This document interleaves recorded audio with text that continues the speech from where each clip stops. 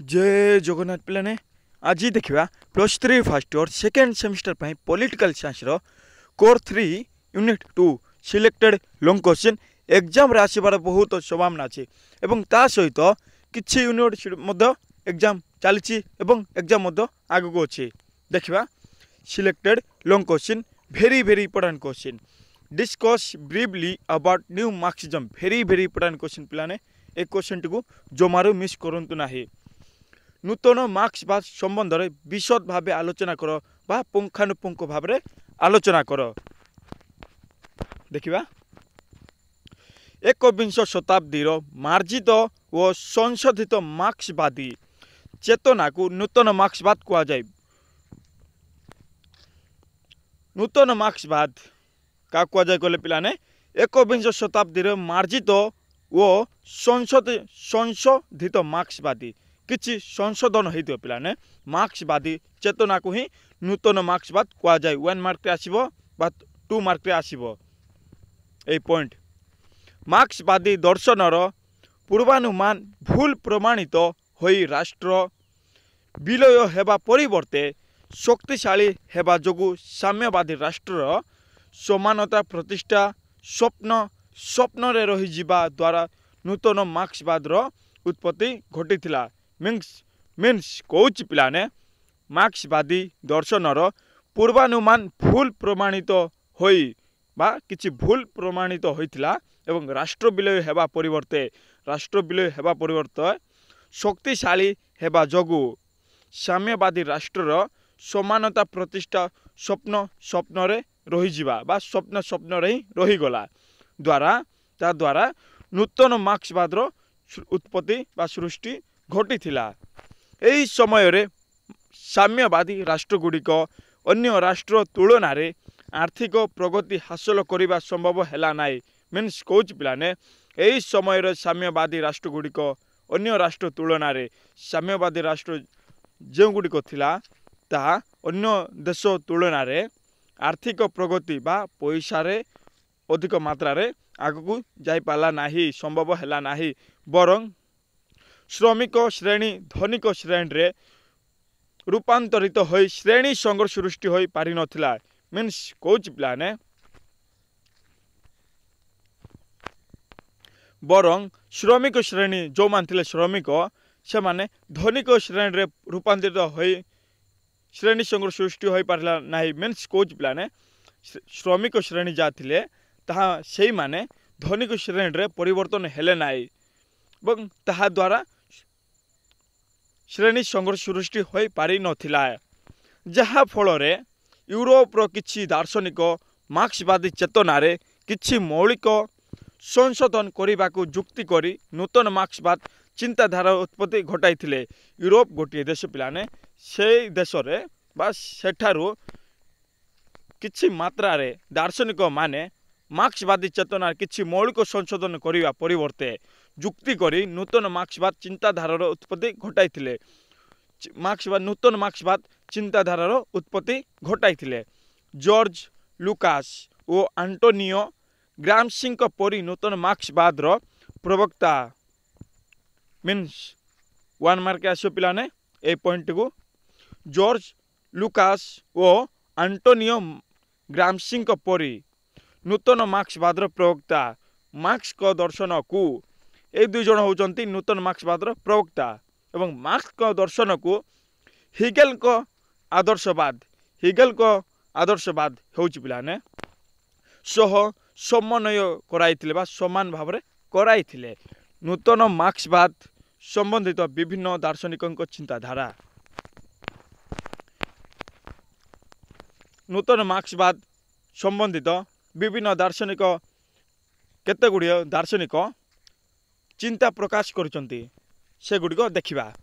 Point 1 पिलाने George लुकासांक वास्तव रूपायन कौशल कौन अच्छी कौशल देखिबा।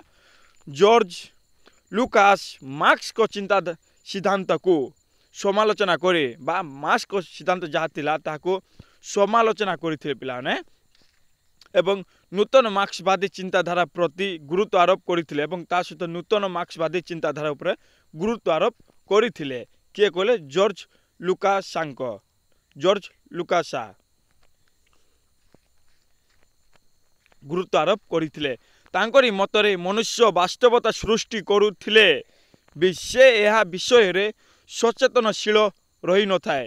ମିନ୍ସ କହୁଛି ପିଲାମାନେ ମନୁଷ୍ୟ ବାସ୍ତବ ସୃଷ୍ଟି କରୁଥିଲେ ବି ସେ ଏହା ବିଷୟରେ ସଚେତନଶୀଳ ରହିନଥାଏ ବା ସଚେତନ ରହିନଥାଏ।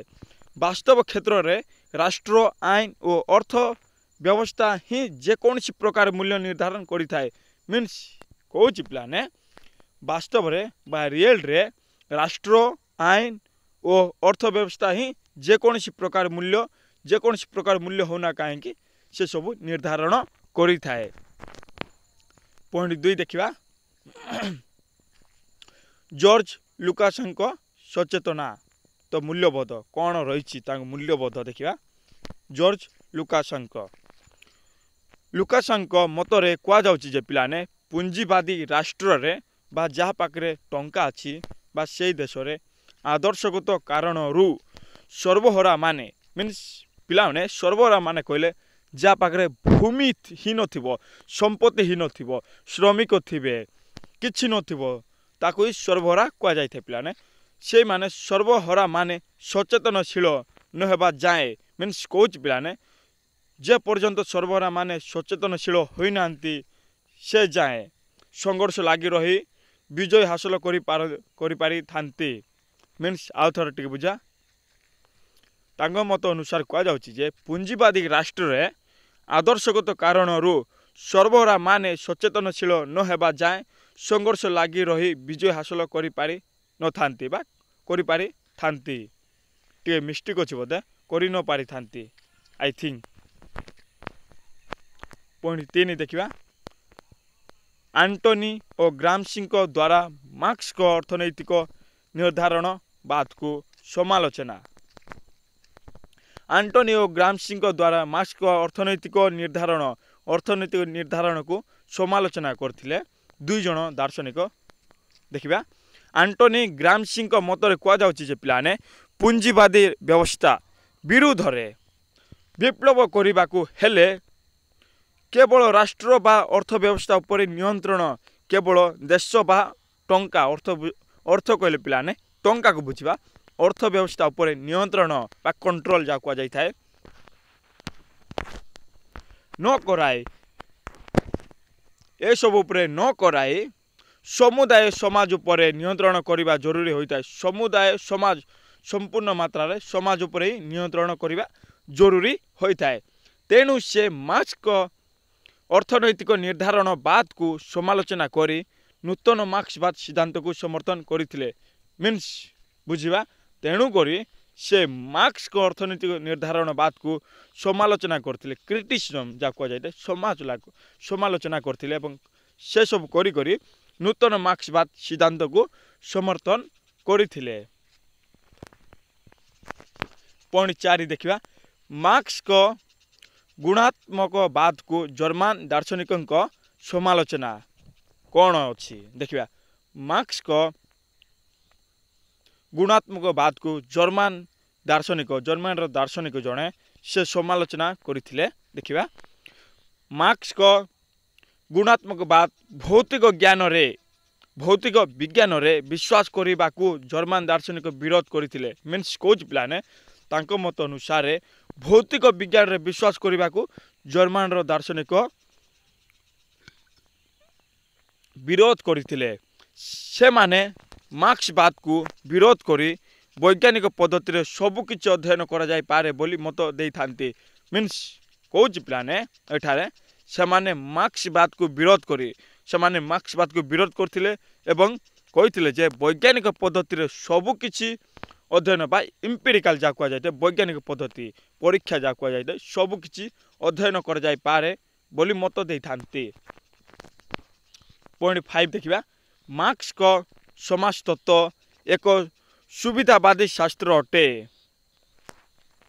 ମାର୍କ୍ସଙ୍କ ସମାଜତତ୍ତ୍ୱ କେବେ ବି ସାମାଜିକ ବ୍ୟବସ୍ଥାକୁ ପ୍ରଶ୍ନ ନ କରି ବ୍ୟକ୍ତି ବିଶେଷଙ୍କୁ ଖାପ ଖୁଆଇ ଦେବାକୁ ପ୍ରବର୍ତ୍ତାଉଥିବା ଯୋଗୁଁ ଜର୍ମାନ ଦାର୍ଶନିକ ସମାଜତତ୍ତ୍ୱକୁ ଏକ ସୁବିଧାବାଦୀ ଶାସ୍ତ୍ର ଭାବେ ବିଚାର କରିଥାନ୍ତି।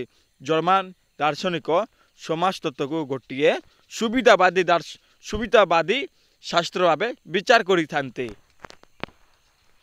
पॉइंट 6 देखिए पिलाने बा लास्ट पॉइंट, मार्क्स को आधुनिक सामाजिक व्यवस्था वो अनुष्ठान को समालोचना मीन्स कौन पिलाने मार्क्स को आधुनिक सामाजिक व्यवस्था और अनुष्ठान को समालोचना ए सबू समालोचना करथिले। मार्क्स को आधुनिक सामाजिक व्यवस्था बाहर को हेतुवादी और युक्तियुक्त मने हेउथिले मध्य यह व्यक्ति को न्याय और शांति आनंद दे न थाए। मीन्स कोच पिलाने मार्क्स को आधुनिक सामाजिक व्यवस्था बाहर को हेतुवादी और युक्तियुक्त मने हेउथिले मध्य यह व्यक्ति को न्याय दे न थाए, शांति दे न थाए और आनंद दे पारि न थाए। रॉबर्ट माराक्यूसा जड़े दार्शनिक ना होची रॉबर्ट माराक्यूसा मार्क्स को आधुनिक ज्ञान कौशल को विरोध न कले भी यार व्यवहार जेपरी व्यक्ति और समाज पाई कल्याणकारी हेब से दिगरे गुरुत्व दे थांती। यह जेपरी व्यक्ति और समाज पाई कल्याण व्यक्ति को किपरि न्याय दिया जिवो एवं समाज रे समस्ते सम परिमाण रे रही पारिबे बा कल्याणकारी हेब से दिगरे गुरुत्व दे थांती। यह थिला पिलाने selected long question political science रो कोर 3 यूनिट 2 मु भावची आपन बुझी पारथिबे। ए वीडियो को 2-3 थर वाच करंतु एवं शेष पर्यंत देखंतु एवं लास्ट रे आपन फ्रेंड्स को शेयर करंतु। जय जगन्नाथ।